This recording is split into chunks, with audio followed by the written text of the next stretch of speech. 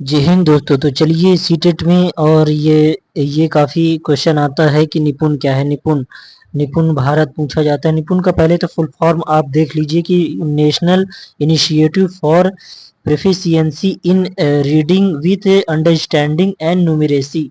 ये इसका क्या है, फुल फॉर्म है। 5 जुलाई 2021 को लागू होता है भाई शिक्षा मंत्रालय के द्वारा निपुण योजना। ठीक है, निपुण योजना, इसका फुल फॉर्म ध्यान दीजिएगा।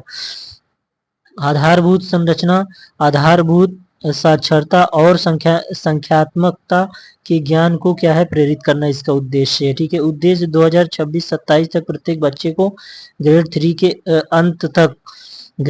के अंत तक पढ़ने लिखने और अंक गणित में वांछित सीखने की क्षमता प्राप्त करना है। ठीक है, निपुण निपुण भारत की लॉन्चिंग के दौरान शॉर्ट वीडियो एंथम और कार्यान्वयन के दिशा निर्देश भी जारी किए जाएंगे। ठीक है, निपुण निपुण भारत का शुभारंभ राष्ट्रीय शिक्षा नीति 2020 के कार्यान्वयन की दिशा में उठाया गया एक महत्वपूर्ण कदम है।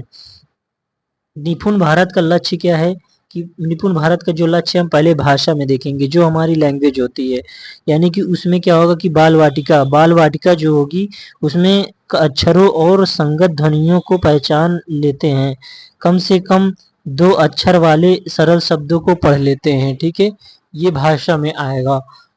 वो बाल वाटिका में क्या होगा कि अक्षरों और संगत ध्वनियों को पहचान लेते हैं, कम से कम 2 अक्षर वाले सरल शब्दों को पढ़ लेते हैं। कक्षा 1 में देखिए, कक्षा 1 में क्या होगा कि अर्थ के साथ पढ़ेंगे। इसमें क्या होगा कि अर्थ के साथ पढ़ लेते हैं। ऐसे छोटे वाक्य जो आयु के अनुसार किसी अज्ञात पाठ का भाग हो, जिसमें 4-5 सरल शब्द हो, पढ़ लेते हैं। ठीक है, कक्षा 1 के बच्चों के लिए है। ये पूछा जाता है कि कक्षा 2 की कैपेबिलिटी, कक्षा 1 की पढ़ने की कैपेबिलिटी क्या होती है निपुण भारत के तहत। अर्थ के साथ पढ़ लेते हैं। इसमें कक्षा 2 में क्या है कि अर्थ के साथ पढ़ लेते हैं, अर्थ के साथ इसमें भी था। और 45 से 60 शब्द प्रति मिनट की प्रवाह से पढ़ लेते हैं। ये आप ध्यान रखिएगा, ये इंपॉर्टेंट है। 45 से 60 शब्द प्रति मिनट की प्रवाह से किसमें, कौन सी कक्षा में पढ़ेगा बच्चा, कक्षा 2 में। कक्षा 3 में क्या है, अर्थ के साथ पढ़ लेंगे इसमें भी, और इसमें 60 शब्द प्रति मिनट की प्रवाह से पढ़ लेते हैं। न्यूनतम मैक्सिमम कितना भी हो सकता है कक्षा 3 में। ठीक है, अब मैथ में देखते हैं।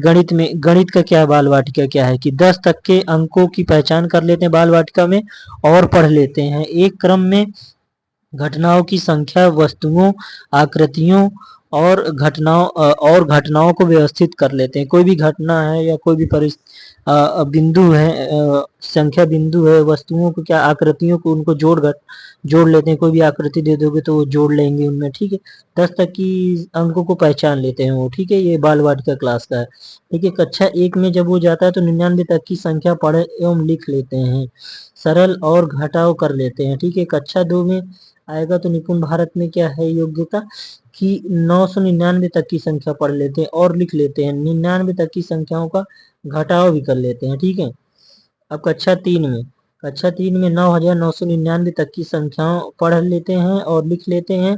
सरल गुणा समस्याओं को हल कर लेते हैं, सरल गुणा हल कर लेते हैं इसमें। ठीक है, ये कक्षा 3 में। निपुण Bharat a national mission on foundation literacy and numeracy, FLN का ये टैगलाइन, निपुण भारत का ये टैगलाइन है कि a national mission on foundation literacy and numeracy का ये नेशनल फाउंडेशन है। टैगलाइन क्या है इसकी, निपुण भारत का सपना सब बच्चे समझे भाषा और गणना।